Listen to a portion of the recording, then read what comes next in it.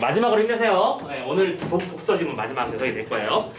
자, 과학 지문 나왔습니다. 아까 선생님이 총평할 때 연계가 어떻게 되는 건지 정확하게 보여드린 바가 있었죠. 참고로 이 지문도 마찬가지로 엄청나게 많은 정보의 양으로 너희들을 압박하고 있을 거야.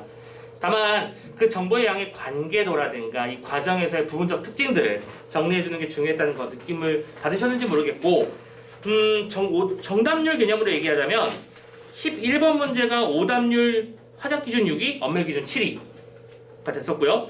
12번 문제가 오답률 화작기준 10위, 그리고 13번 문제는 엄매 화작 모두 오답률 4위를 기록했던, 즉 13번 문제가 관건이었다는 얘기가 되겠네, 그지? 그런 문제 세트였고요. 실은 여러분들 지금 그 점검지를 낸 걸 살짝 살펴보니까 오히려 이거보단 저 어딨니? 이중차분법이 나와 있는 그 다음 지문 세트에서 어려움을 겪었던 친구들, 특히 이 부분은 그럴 가능성이 제일 높아. 시간 부족일 가능성. 왜냐면 제일 마지막에 볼 가능성이 높거든. 그런 차원의 문제를 어떻게 해결할 것인가에 대한 고민도 나중에 다음 시간에 나눠보도록 하고, 일단 과학 지문부터 먼저 살펴보도록 합시다. 자, 일단 이 지문 같은 경우에는 그 얘기를 절대 뺄 수가 없다. 뭐라고요? 연계의 힘이 분명히 나타났다. 참고로 선생님이 작년이나 재작년까지만 하더라도, 그러니까 재작년까지만 하더라도 독서 지문 따로 수업조차 안 했습니다. 알아서 풀어와 라고 하고 선생님 수업을 따로 안 했었는데, 요즘에는 수업을 해야 된다는 생각을 하고 선생님이 뭐만 할 때도 정리해서 한번 따로 잡아드린다고 했었죠. 연계율이 확실하게 체감될 만큼 높아진 건 맞아요. 하나의 단락이 통째로 언급돼 버리기 때문에. 지금 여기서는 아까 우리가 봤었던 혈액 응고의 단계에서의 어떤 칼슘의 활성화하는 과정들, 이걸 설명하는 지문이 분명히 나타나 있었죠. 혈액 응고 인자와 관련해서. 자, 어쨌든 그런 정보가 있으면 알고 시작하는 거랑 이거 뭐지 하면서 이제 처음부터 새로운 느낌으로 읽는 사람은 분명히 속도와 이해 능력 차이에서 큰 차이가 발생했을 것이다 라는 거 염두에 두셨으면 좋겠고요. 첫 번째 문제부터 문제 먼저 살펴봅니다. 10번 문제, 윗글에서 알 수 있는 내용으로 적절하지 않은 거 일치 불일치입니다. 자, 일치 불일치 문제는 어쨌든 키워드 중심으로 빨리 보는 게 중요하지. 혈전, 혈액의 응고, 혈관 손상, 혈관 경화, 혈관 석회화, 어쨌든 혈관과 혈액과 혈전 등등의 이 피와 관련된 얘기가 나와 있는 그런 과학 지문이로구나라는 거 빨리 눈치채 주셔야겠고요. 11번 문제, 아무튼 그런 단어가 나오면 마킹해서 지우면 되겠어. 11번, 칼슘의 역설에 대한 이해를 적절하지 않은 것. 적절한 것. 세부 내용, 세부 정보의 추론과 이해네요. 칼슘의 역설이라는 단어가 보니까 4문단 정도에 나와 있군요. 4문단의 내용을 읽을 때 이 녀석의 근거는 분명히 근처에 있을 거야. 맞지? 이 단락을 읽고 처리하면 될 것 같아. 12번, 기억과 니은을 설명해 보랍니다. 기억은 비타민 K1이고요. 니은은 비타민 K2죠. 그럼 보자마자 바로 느낌이 와야지. 선택지조차 그러고 있지 않냐? 달리 모두잖아. 그치? 언제나 그렇지만 과학 지문의 핵심 문제 중에 하나, 공차 판단 문제입니다. 각각의 특성을 비교 이해해보는 문제겠죠. 그러면 기억과 니은은 비교점을 찾으려고 용쓰면서 읽는 게 중요하다는 거. 마지막 13번은 윗글을 참고할 때 블라블라 예상하라. 반응의 적절성 문제고요.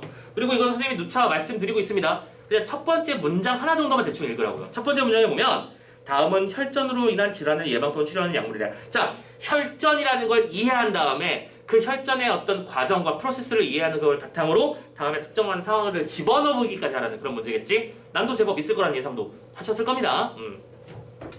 자, 지문 다 읽었어요. 어쨌든 나는 이 지문을 통해서 혈전, 혈액, 응고 막 그런 식의 개념들을 확인할 거고, 또 칼슘과 관련해서 비타민 K1과 K2가 칼슘이랑 무슨 상관이 있고 어떤 관계도를 지니는지 정리해보는 것이 중요하겠구나 라는 예상을 할 수 있을 거라고 생각하면서 1문단부터 한번 봐봅시다.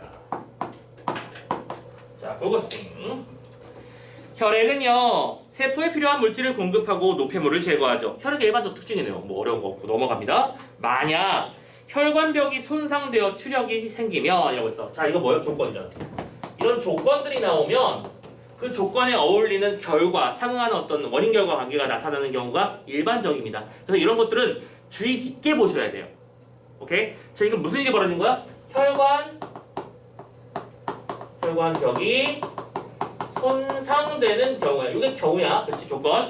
그렇게 되면 무슨 일이 벌어져? 출혈이 나타날 거야. 당연한 얘기 아니야. 그렇지? 피가 새겠지. 출혈이 나타날 거고, 손상 부위의 혈액이 응고돼서 혈액 손실을 막아야 되지. 그래서 이때는 혈액이 응고돼야 돼. 이걸 과정도로구나라고 인치가 되셨습니까? 그렇죠? 손상이 되면 혈액이 응고해서 손상을 막는다.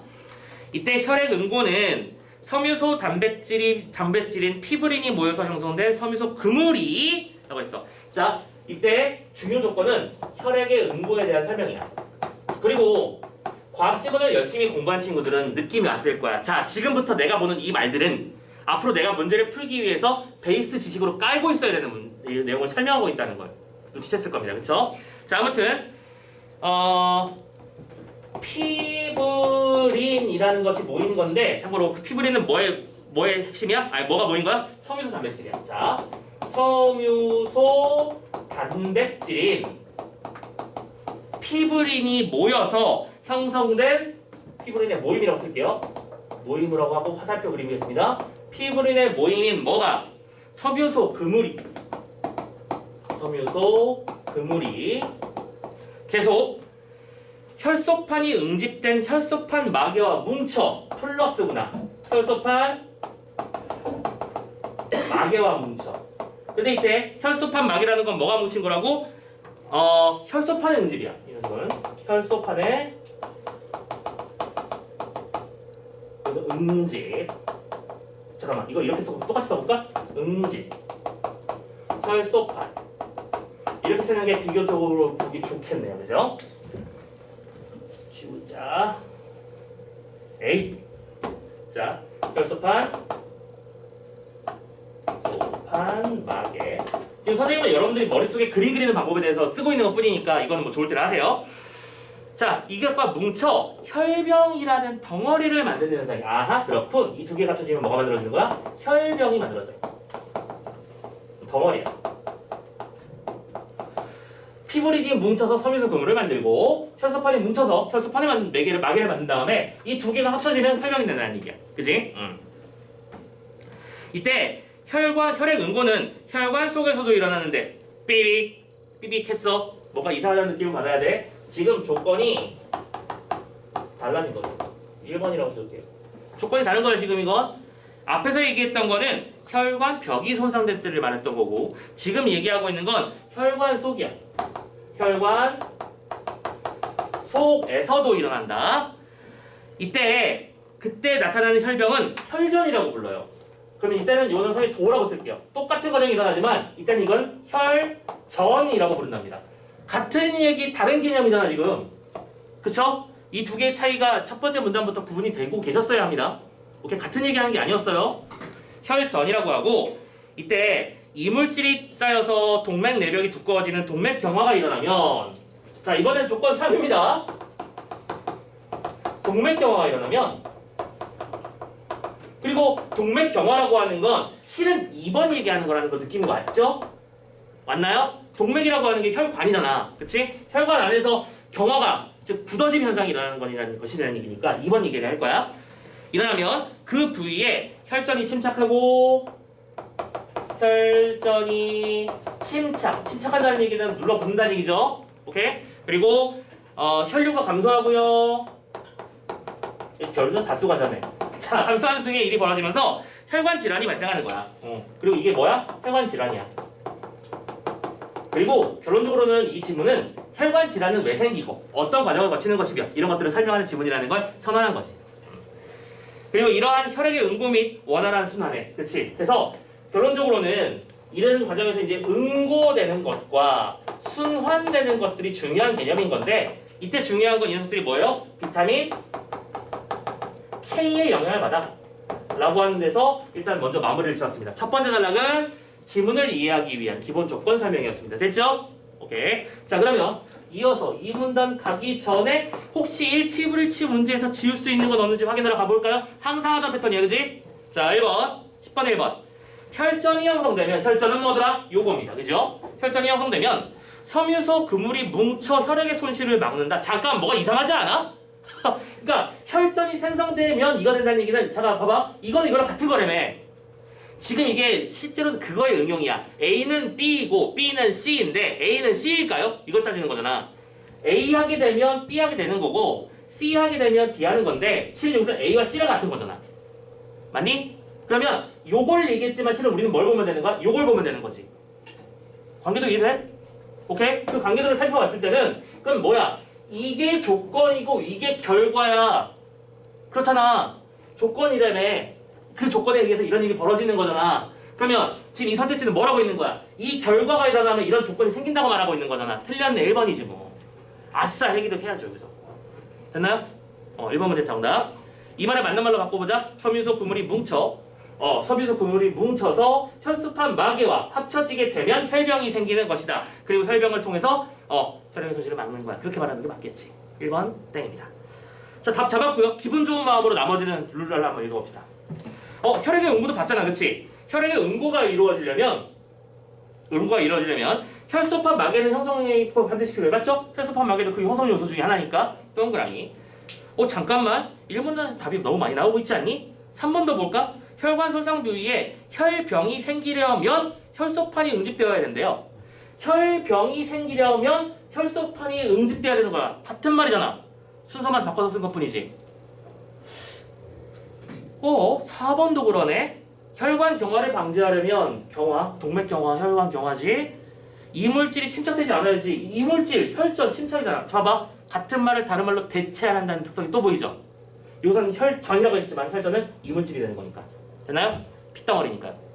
자, 이렇게 해서 지금 5번에 혈관 석회화는 우리가 본 적이 없으니까 두고 갑시다. 근데 재미없어. 재미는 없는데 지금 선택지 1, 2, 3, 4번에 어떤 일치불일치 문제가 한 문단에서 통째로 다 나왔다는 얘기는 나머지가 좀 빡세다는 얘기랑 똑같기도 하고 실은 일치불일치 만들기 문제가 이렇게 쉽지 않다는 것도 반증하기도 하고 그런 특징이 있다는 걸 알아주셨으면 좋겠습니다. 어쨌든 간에 자, 기분 좋게 1문단에서 답 찾았습니다. 그럼 예상대로 2문단에서 문제 하나 나올 거고 3문단에서 문제 나오고 이런 식이겠지 뭐. 자, 그리고 2문단이 여러분들의 핵심일 거예요. 2문단은 그림으로 한번 그려볼까? 한번 해봅시다. 자, 2문단 일단 읽어보자. 비타민 K는 혈액에 응고되는 걸 돕습니다. 비타민 K의 역할은 혈액의 응고를 도움을 주는 녀석입니다. 그래서 지방을 뺀 사료를 먹인 병아리의 경우, 자, 이거 뭐야? 예시지. 뭐뭐 하는 경우, 그렇지? 그러면 이건 참고로 그러니까 A 하는 경우 B 한다 그 개념이 아니고 A 하는 경우가 있었는데 이런 일이 벌어지더라라고 하는 예시를 든 거야. 예시는 왜 드는 거야? 단순하게 문제 내려고 되는 거야. 오케이? 이해하는 게 중요하니까. 가볼게.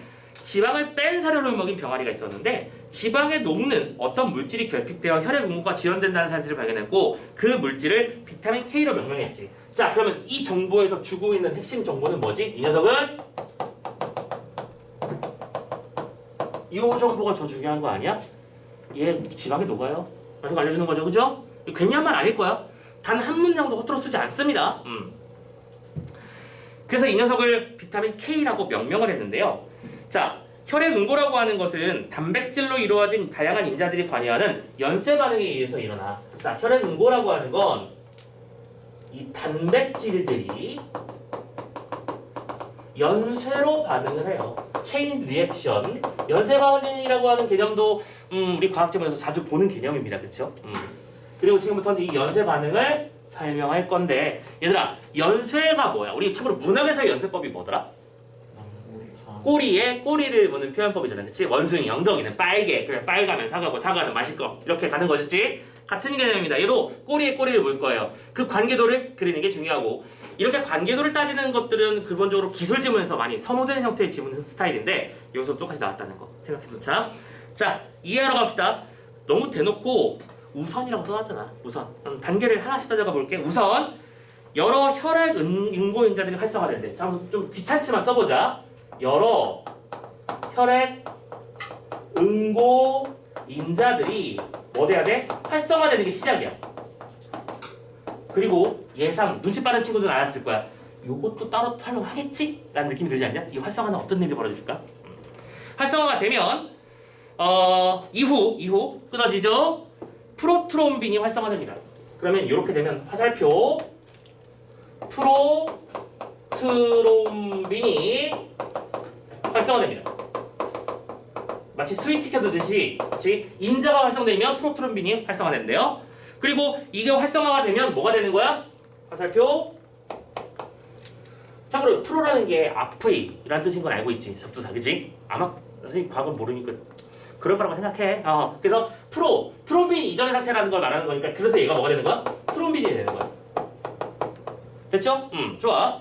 트롬빈이 되고 트롬빈은 또 혈액에 녹아있는 피브리노겐을 불용성인 피브린으로 바꾸는 거야. 자, 두 번째 단계입니다. 피 속에 녹아있는 피브리노겐. 참고로 이 녀석 뭐라고 했어 아까? 녹아있는이라고 했었어, 그렇지? 녹아있는 녀석을 화살표를 그리자. 뭘로 바꾼다? 피브린으로 바꿉니다. 피브린이라는 단어가 아까 선생님이 연계 지문에서 봤던 그 단어잖아. 피브린. 기억나나? 아무튼 여기에 역할을 하는 게 뭐였던 거야? 트롬빈이야. 위에서 아래로 지금 이어지는 중입니다. 계속, 그치? 트롬빈이 여기 영향을 줘서 피브린으로 바꿔. 자, 바꾸게 되면 문장이 그리고 끝났지. 그런데 자, 피브린이라는 단어를 내가 처음 보는 게 아니거든요. 아니지 않니? 얘들아, 지문에서 다른 단락에서 얘기했던 게 여기서 이렇게 연결되어 있으면 그걸 끊으면 안 되지. 연쇄 체인 리액션을 만들어야죠. 피브린이 어디서 나왔었지? 있었잖아. 그럼 연결하면 되는 거잖아. 여기서부터는 너희들의 머릿속에서 그려내야 되는 거지. 됐어? 그러면 이때 피브린이 뭐가 만들어질 거고, 섬유소 그물로 만들어질 거고, 이때 앞에 있던 혈소판들이 혈소판 마개로 만들어지면서 이 두 개가 합쳐질 거야. 그래서 그 결과물로 뭐가 만들어질 거야? 혈병이나 혈전 같은 것들이 만들어지겠구나. 이게 단계도가 머릿속에서 그려져야 합니다. 맞나요? 오케이? 이게 연쇄야. 활성화되면 프로트림빈, 프로트림빈은 트롬빈을 만들고, 트롬빈은 피브린을 만들고, 피브린은 다시 이렇게 만들어지는 거야. 됐죠? 자, 계속 갑니다. 비타민 K는 프로트롬빈을 비롯한 혈액 응고 인자들이, 오케이, 좋아요. 프로트롬빈 어디 갔어? 여기 있지? 이게 뭐예요? 혈액 응고 인자라고 지금 종류 중에 하나라고 밝힌 겁니다. 그쵸? 오케이. 이 인자들이 어디에서 간세포에서 합성될 때 이들의 활성에 관여하는 거야. 아하! 파란펜을 쓰자. 비타민 K는 여기서부터 발생을 하는 거구나. 관여를 하는 거구나. 그리고 이거 어디서 만들어지는 거다? 간에서. 중요 정보다. 그치?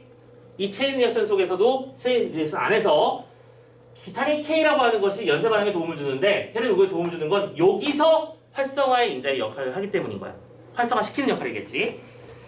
자, 활성화라고 하는 건 칼슘 이온과의 결합을 통해서 이루어지는데, 자, 그러면서 또 끊자. 참고. 활성화라는 건 무슨 말이냐? 아까 예상했던 대로잖아. 활성화를 설명할 것 같지 않냐고 했었지, 그치?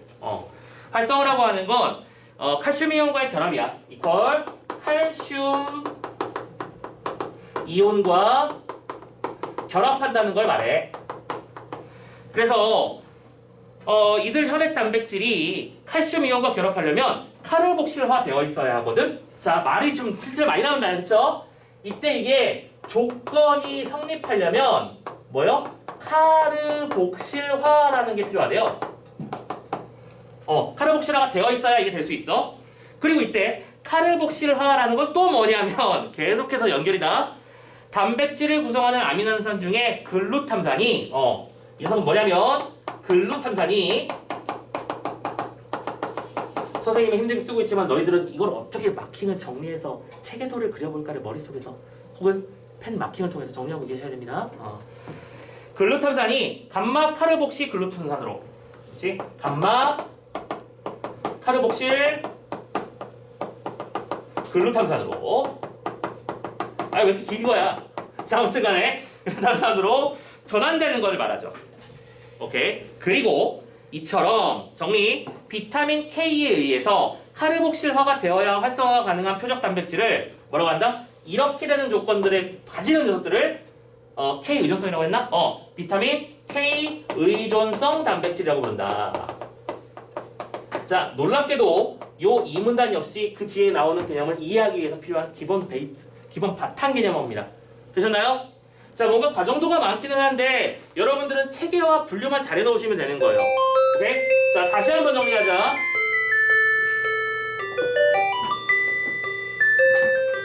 거꾸로 가볼게. K 의존성 단백질이라는 게 있는데 이 녀석들은 글루탐산이 감마 카르복실 글루탐산으로 바뀌는 것들을 말하고 이건 카르복산이라고 불러. 근데 이 카르복실화 되어 있는 녀석들은 뭘 할 수 있는 특징이 있어? 칼슘 이온과 결합할 수 있어. 그래서 칼슘 이온과 결합하는 과정에서 이 응고인자 중에 하나인 프로트론빈이 활성화되는 것이지.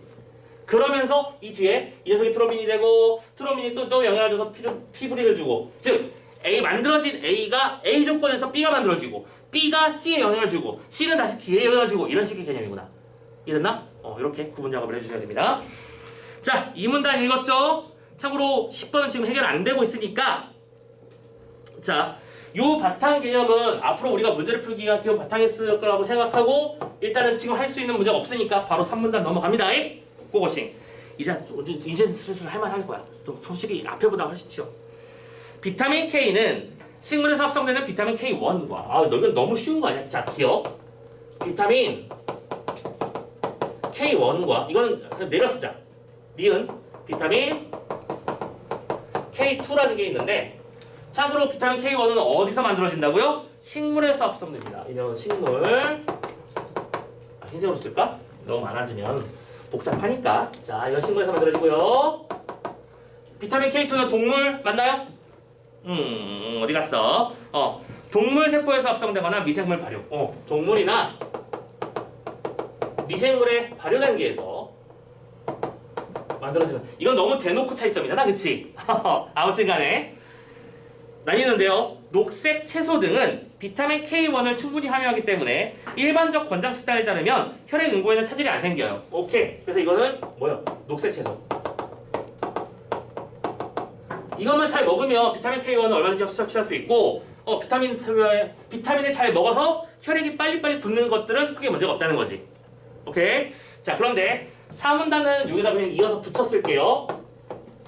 자, 그런데 혈관 건강과 관련된 비타민 K의 또 다른 중요한 기능이 발견되었고 이는 칼슘의 역설과도 관련이 있대요. 자, 칼슘의 역설은 여기서 밑에 조금만 떨어서 쓰시다.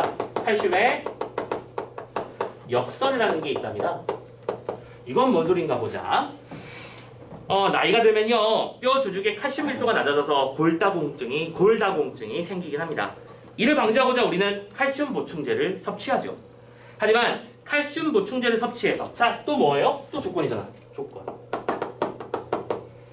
골다공증 예방 등을 목적으로 칼슘을 섭취하면 오케이? 섭취를 했는데 문제는 혈액 내 칼슘 농도는 높아지고요.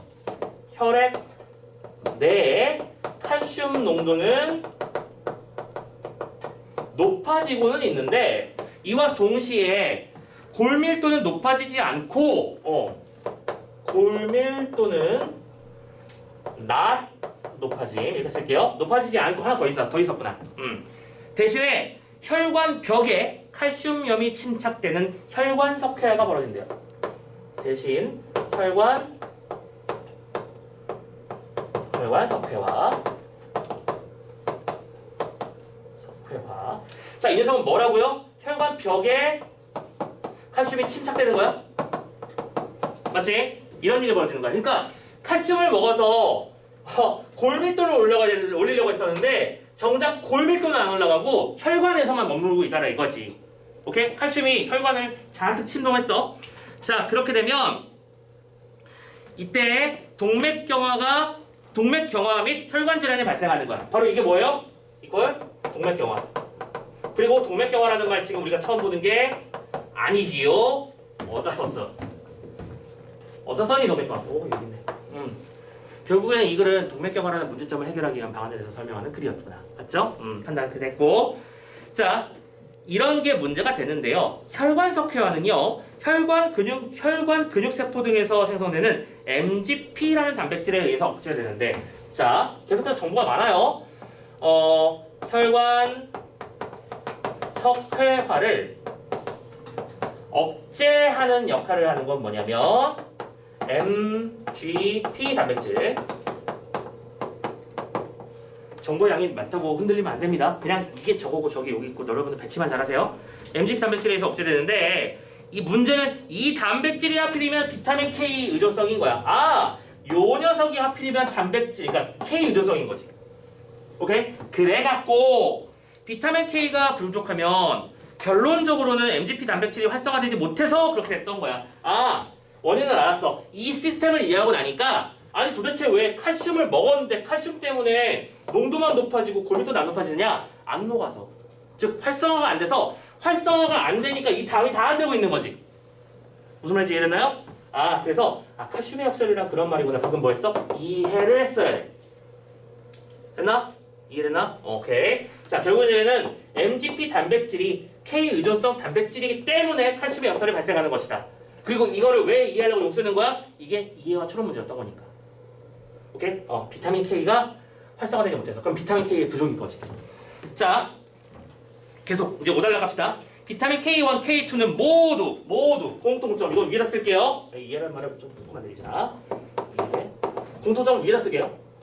이 녀석은 모두 비타민 K 의존성 단백질의 활성화를 유도하지만. 오케이, 좋아요. 비타민 K 의존성 단백질의 활성화를 쓸말 너무 많아. 유도하지만 둘 다 활성화를 유도하는 공통점이 있어. 하지만 K1은 간세포에서, K2는 그 외의 세포에서, K1은 간세포에서, 이쪽은 그 외의 세포에서 합성이 된답니다. 자, 참고로 간도 한 번 처음 보는 말이 아닌데요. 아까 K가 어디였지? 간에서 라고 했었죠? 오케이. 자, 그거 기억하자. 그러므로 혈액 응고인자의 활성화는 주로 K1이 담당하는 거고요. 그래서 이쪽 조금 더 내리자. 또 나가자. 자, 이쪽은 혈액 응고인자를 활성화시키는 역할을 하는 게 보통 K1의 역할이고요. 그리고 그 외의 세포에서 합성되는 단백질의 활성화는 주로 K2야. 그 외의 녀석들을 활성화시키는 건 K2가 하는 역할이지.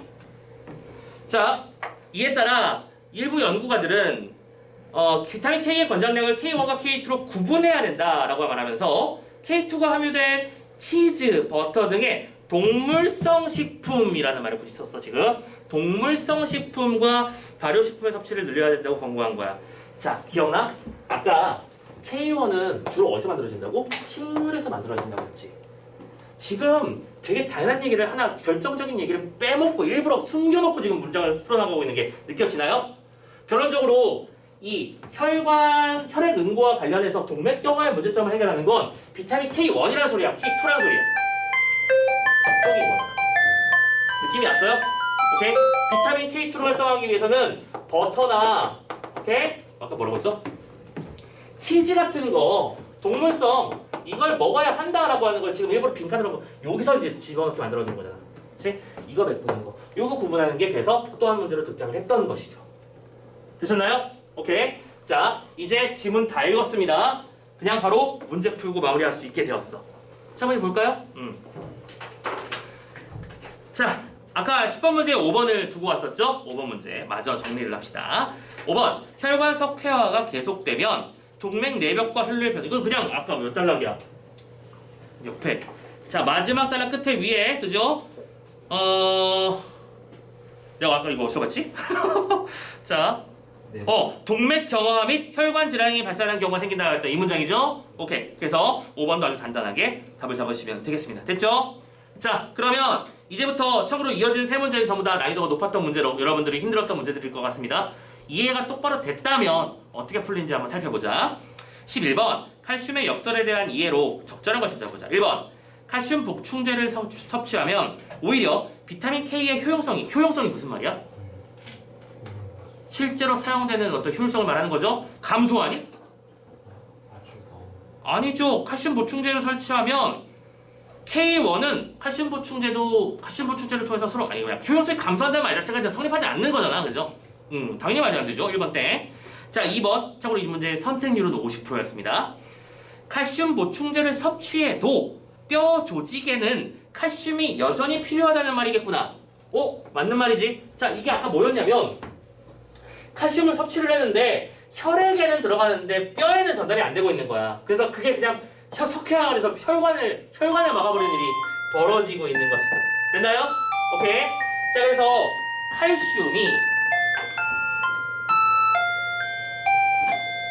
칼슘이 혈액 내에선 늘었지만 뼈 조직에 영향을 주지 못해서 생기는 일이라는 걸 확인해서 정답 2번 잡으시면 되는 거죠. 오케이? 그럼 나머지 선택지도 한번 천천히 보자. 3번 칼슘 보충제를 섭취해도 골다공증은 막지 못하나 혈관 건강이 지금 개선됐냐? 아니잖아. 혈액 동맥경화가 발생했는데 오히려? 그쵸? 말이 안 되죠? 3번 때. 4번. 칼슘 보충제를 섭취하면, 자, 이거 4번 선택지가 되게 재밌었어. 이게 무려 30% 가까이 찍은 선택지야. 오케이? 혹시 내가 4번 선택지라면 잘 보세요. 칼슘 보충제를 섭취하면 혈액 내 단백질이 칼슘과 결합하여 혈관벽에 칼슘이 침착된다는 것이겠구나라고 말을 했거든. 자, 아까랑 똑같이 한번 해볼게. 맨 앞이랑 맨 뒤만 뜯어보자. 칼슘 보충제를 섭취한다는 건 사실이고요. 그치? 섭취함으로써 다른 문제점에 대해서 설명한 글이었으니까. 혈관벽에 칼슘이 침착되는 게 문제인 것도 맞잖아. 그렇잖아. 근데 관계도를 잘 봐. 칼슘 보충제를 섭취했을 때 이 혈액 내 단백질이 칼슘과 결합한다고 말한 적 있어? 칼슘이 바로 결합하는 거였니? 아니잖아. 칼슘은 비타민 K에 의해서 활성화되고 그치 변화되는 과정이 있었던 거잖아. 얘랑 결합한다고 말한 적이 없어요. 즉 이건 뭐냐? 아까랑 똑같은 거잖아. 맞는 말과 맞는 말 사이에 틀린 거 하나 쏙 집어넣어가지고 헷갈리게 만드는 그 선택지잖아. 지금 아까 문제도 그렇고 지금 문제도 그렇고 같은 패턴에서 틀리진 않았는지 꼭 점검해 주세요. 알겠죠? 같은 패턴에서 틀렸다면 내가 그거를 좀 놓치는 편이구나 라는 걸 느끼고 준비하면서 생각하면서 문제를 풀어야 됩니다. 자, 근거 없는 말에 낚이지 마시고 네 멋대로 판단하지 마시고요. 자, 그리고 마지막 5번. 칼슘 보충제를 섭취해도 혈액 속으로 칼슘이 흡수되지 아니에요. 다 혈액에 들어가 버려서 문제가 되고 있는 거죠. 자, 그래서 5번도 답이 될 수 없겠습니다. 됐죠? 오케이, 문제 끝. 자, 12번 문제 넘어갑시다. 그래도 나름대로 5달류 10이라고 했는데 이 문제는 선택률이 좀 골고루 퍼져 있더라고요. 1번이 27, 그리고 4번이 46%, 나머지는 좀 골고루 표시되어 있어요. 지금 한 문제로 극단적으로 끌려갔던 아까 몇 번이었죠? 7번 문제 같은 경우에는 여러분들이 헷갈리는 경우의 문제라면 지금 12번 문제 같은 경우에는 선택률이 27, 10, 11, 46, 6 이렇게 나오고 있거든요. 제법 여기저기 흩어졌죠? 무슨 말인지 이해를 못해서 못한 상태에서 푼 거야 그냥. 정보가 많으니까 저기서 저것도 말한 것 같고 이것도 말한 것 같고 이것도 말한 것 같은데 정리를 못한 것 뿐입니다. 정리하는 거 연습하셔야겠죠? 자, 가자. 1번. K1은 2와 달리 우리 몸의 간세포에서 합성됩니다. 자, 보세요. K1은 K2와 달리 간세포에서 합성된다고 했어. 자, 뭐가 틀렸어? 지금 1번 선택한 사람들이 잘 봐야 돼, 이 선택지. 야, K1이 합성되는 거야? 그거부터 생각해. K1은 합성되는 게 아니야. 합성할 때 활성화시켜서 발동해주는 거지. 아씨, 왜 나는 예문이 꼭 이런 거밖에 생각해. 담배를 피우면 자, 얘를 선생님이 익숙한 거라서 그래. 자, 이 담배를 물었어. 그리고 라이터로 불을 탁탁 붙였어. 그러면 내가 이 라이터를 피우는 거냐? 아니죠. 담배를 피우는 거지. K가 얘가 비타민 K고 얘가 아까 썼던 여기 프로토르민 이런 인자들인 거잖아. 이 인자가 변화하는 건데 지금 라이터를 흡수한다고 생각하고 있는 건 똑같은 거지. 비유가 좀 이상한데 무슨 말인지 바로 이해되죠? 자, 아무튼 간에 적절하지 못한 비유 미안하고요. 아무튼 간에 왜 이런 게 생각나지? 아무튼 비타민 K는 간세포에서 합성되는 대상이 아닙니다. 알겠죠? 비타민 K는 간세포에서 인자들이 활성화될 때 관여하는 성분입니다라고 설명하는 게 맞겠지. 되셨죠? 이거 1번 선택한 사람들 그게 문제였구나라는 걸 느껴주세요. 그러니까 피상적으로만 이해하지 말고 이해하려고 노력해야 돼. 됐죠? 2번. 또 와이프 보면 또 혼나겠네. 또 담배 얘기하고 왔다고. 자, 2번 갑니다. 비타민 K2는요 지방과 함께 섭취해야 된다라고 되어 있는데 그래요. 요런 정보가 되게 재밌었던 거는 뭐냐면 아까 뭐라고 했어? 비타민 K라고 하는 게 원래 병아리 얘기할 때도 지방에서 녹는다고 했었지. 기억나시죠? 지방에서 녹을 수 있다면 지방과 함께 섭취해야 되는 이 말은 달리라는 말을 쓸 수 없는 거죠. 둘 다 녹을 수 있는데요 라는 거죠. 오케이? 땡. 비타민 K를 얘기할 때 이미 끝낸 얘기입니다. 이건 3번. 2는 원과 달리 표적 단백질의 아미노산을 변형하지 않는다라고 했어요. 자, 아미노산이라는 단어를 어디서 봤더라? 내가 안 썼냐? 여기서 활성화될 때 칼슘 이온과 결합하는 이 부분에서 나왔던 개념일 겁니다. 이거 안 썼네 또 내가. 자, 그래서 지금 카르복실화가 되는 개념을 말하고 있는데 이 카르복실화는 뭐 때문에 되는 거야? 비타민 K에 의해서 이루어지는 녀석이지? 따라하고 있는 거 맞아? 비타민 K에서 이루어지죠? 그러면 결론적으로는 그러니까 K1이나 K2 모두 카르복실화 되는 녀석들이 K에 의해서 바뀌는 개념이지 두 개가 어느 한쪽만 달리 서로 차이점을 가지는 거야? 아니죠. 기본적으로 비타민 K의 작동 원리 자체가 카르복실화라고 하는 개념을 통해서 연결되는 거니까. 그치? 오케이. 3번도 아닙니다. 3번도 그래도 덜 찍었어요. 4번 봅시다. 두 녀석은 모두 표적 단백질의 활성화 이전 단계에 작용한다. 자, 답을 잘 숨겨놨죠, 그죠? 지금 표적 단백질이라고 하는 건 정확하게 뭘 말하는 거야? K 의존성 단백질들을 말하는 거잖아, 그치? 그럼 K 의존성 단백질들이 일단은 뭐 돼야 돼? 지금 여기서 나오는 개념이야. 먼저 활성화가 돼야지 활성화된 상태에서 이 녀석들이 이렇게 바뀌어가는 거였잖아. 맞나요? 즉 아까 말했잖아. 라이터 불 켜야 된다고. 불 켜는 과정이라고 생각하면 이전 단계에 작용하는 거 맞죠? 그렇죠? 정답은 4번이었습니다. 그렇죠? 마지막 5번. 두 녀석의 공통점. 모두 결핍이 발생해 문제가 되는 경우는 없다? 아니야. 비타민 K가 결핍되면 무슨 일이 벌어질 거야. 지금 여태까지 설명하고 있는 게 이 얘기였는데 혈액이 안 굳는다고! 그죠?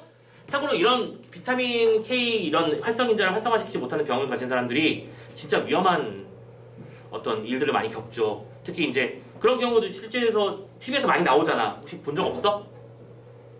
그런 사람들이 있어. 진짜로 혈액 응고가 잘 안 되는 사람들이 있어. 이런 활성화가 잘 안 이루어지는 사람들은. 그래서 이 사람들이 일생이 너무나 안타까운 게 뭐냐면 모든 일에 조심해야 되는 거야.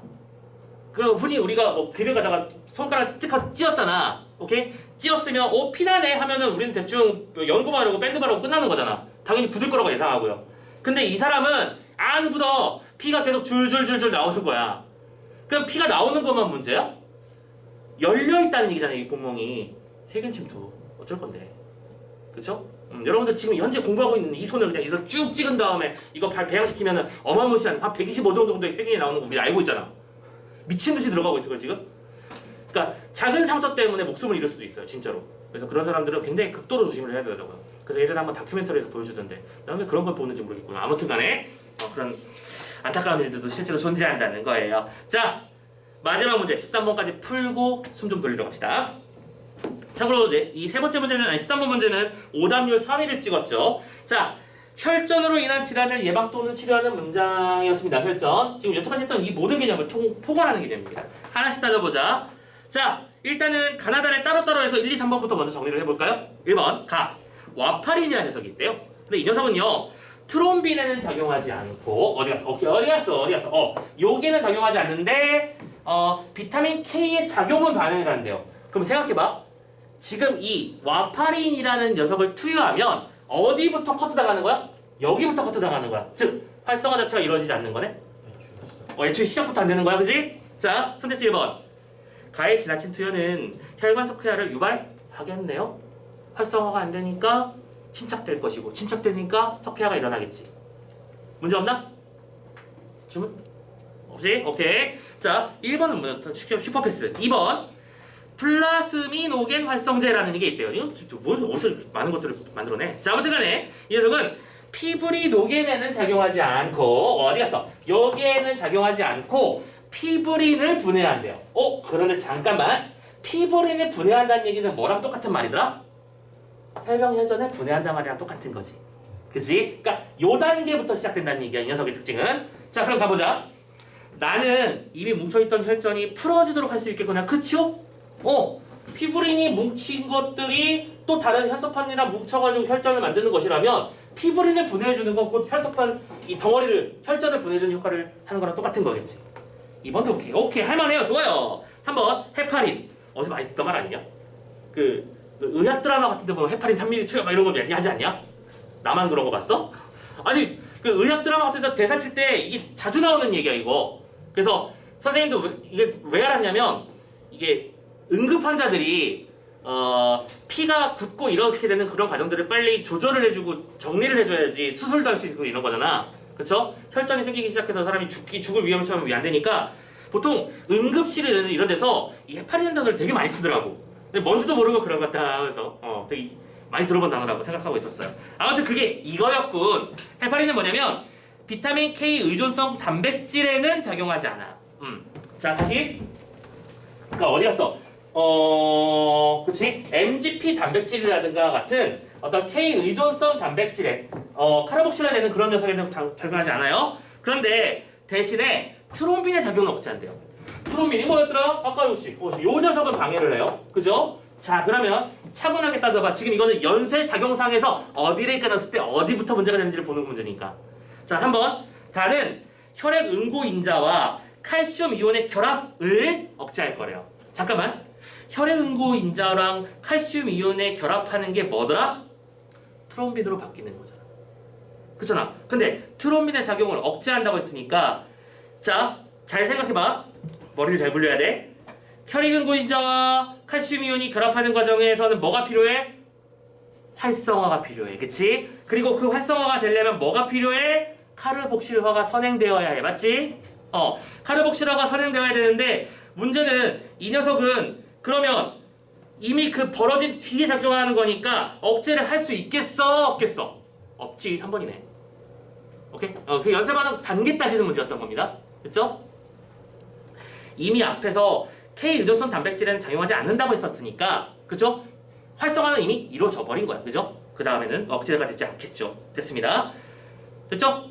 자, 참고로 이 문제의 베스트 오답은 4번이었어요. 참고로 이게 좀 선택지 비율이 거의 비슷하게 갔던데요. 3번 선택지 선택 비율이 대략 38에서 40 잠깐만 들어봐봐.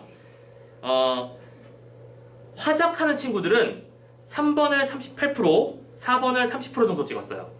근데 엄매하는 친구들은 3번을 46%, 4번을 28% 찍었어요. 2번은 거의 비슷해. 2번은 거의 비슷해. 10%, 12% 정도인데, 이게 뭘 말하는 거냐면, 확실히 엄매하는 친구들의 경우가 조금 더 나은 모습을 보인다는 게, 이게 이런 데서 좀 살짝 보임이라는 거야. 그러니까 엄매하는 애들이 훌륭하다는 그 뜻이 절대 아니고요. 상대적으로 골 때려 하는 문제들이 이런 반응률을 가만히 들여다보면 정답 선택률이 조금 더 높아. 아까 11번 문제도 선생님이 오답률 627이라고 했었잖아. 화작 정답자는 40% 정도 되고요. 엄매 정답자가 50% 정도 돼요. 그럼 미묘한 일이 벌어지고 있더라고요. 그러니까 엄매를 하니까 이게 무슨 잘 풀린다 그런 건 말도 안 되는 거잖아. 그치? 그럼 예상컨대 이공계열 했던, 그러니까 과탐을 공부했던 친구들의 엄매 선택 비율이 조금 높았을 것이라는 예상도 충분히 가능하다는 얘기를 할 수 있을 것 같아요. 뭐 그게 당장 우리의 시험에 큰 영향을 주진 않을 것 같지만 어쨌든 그런 느낌이 있더라. 아무튼 자, 4번 가봅시다. 어쨌든 정답률 베스트 오답이 대부분 4번이었습니다. 가와 다는 모두 피브리노겐이 전환되는 것을 억제할 거래요. 자, 한번 좀 따져봅시다. 가부터 천천히 따져볼 수밖에 없어. 이거는 생각해야 되는 문제니까. 그리고 얘들아, 이게 3점짜리 문제잖아. 3점짜리 문제는 왜 3점인 건데 오래 걸려서 3점이에요. 그쵸? 어려운 건 오래 걸리는 거니까. 가부터 따져봐. 가에서는 피브리노겐이 전환될까요? 자, 트롬빈에 작용하지 않고 비타민 K의 작용을 발견했어. 자, 비타민 K의 작용을 방해하는 순간 이미 활성화는 이루어지지도 않았을 것이며 이 녀석은 전환을 억제하는 게 잠깐만, 가가 안 되는 거 아닙니까? 그렇지, 가가 안 되는 거죠. 트롬빈에는 작용하지 않는다고 하셨으니까 지금 요 단계 이후부터는 자연스럽게 다 이미 되고 있는 거잖아. 그쵸? 그러니까 가가 잘못됐기 때문에 X. 근데 다는 어때? K 의존성 단백질에는 작용하지 않고 트롬빈의 작용을 억제한다고 했었으니까 지금 이 녀석은 다의 경우에도 역시 똑같이 억제는 되겠구나. 판단하시면 4번도 오케이. 내가 지금 말이 좀 이상한데? 자, 지금 왜 이렇게 마음이 급해? 헤파린은 비타민 K 의존성 단백질에는 작용하지 않는다고 했으니까 결론적으로는 K 의존성 단백질이라고 하는 녀석은 그 프로트롬빈이 트롬빈으로 바뀌는 과정 자체를 건드리지 않는다는 얘기잖아. 그치? 그렇다면 억제가 되는 건 아니니까 피브리노겐이 전환되는 걸 억제한다는 건 충분히 가능한 얘기가 되겠지. 오케이, 좋아요. 마지막 5번. 이거 너무 쉽잖아. 피브린, 섬유소, 그물의 형성은 둘 다 억제될까요? 되겠죠. 왜냐면 이미 요 단계 이후부터 요게 안 되면 요 다음 단계는 다 안 되는 거니까. 연쇄로만 판단하면 이 녀석은 또 쉽게 해결할 수 있는 문제였군요. 자, 오케이. 여기까지 해서 과학 지문도 한번 추루룩 살펴봤습니다. 바로 앞에서 봤던 주제통합 지문의 문제풀이 방식이랑 그 다음에 또 과학 지문의 문제풀이 방식을 가만히 비교를 해보면 그러면 이런 부분을 할 수는 있어. 선생님, 그러면 우리 수능에서도 인문 통합이 나올 거고 과학 단독 지문 그리고 과학 지문은 이런 식으로 생명과학으로 나올까요? 모르지. 아무도 알 수 없지. 아무도 알 수 없지만 적어도 수능 특강의 연계율이 지금 요 지문 같은 경우에는 거의 대놓고 나와 있는 패턴이었으니까 수능 특강에 나와 있는 지문 정도만 다 내 걸로 만드는 과정을 지켜주시고 9월 목표까지는 봐야 돼. 솔직히 9월 목표까지는 봐서 어떤 새로운 시도를 하진 않을까 이런 고민들은 해보고 지금까지는 하던 대로다 라고 하는 걸 이 특징으로 좀 정리하시면 될 것 같아요. 오케이? 자, 좋습니다. 대략 한 5분 10분 정도만 쉬었다가 마지막에 우리 그거 아까 제일 마지막 거 선생님이 그냥 할까 하거든?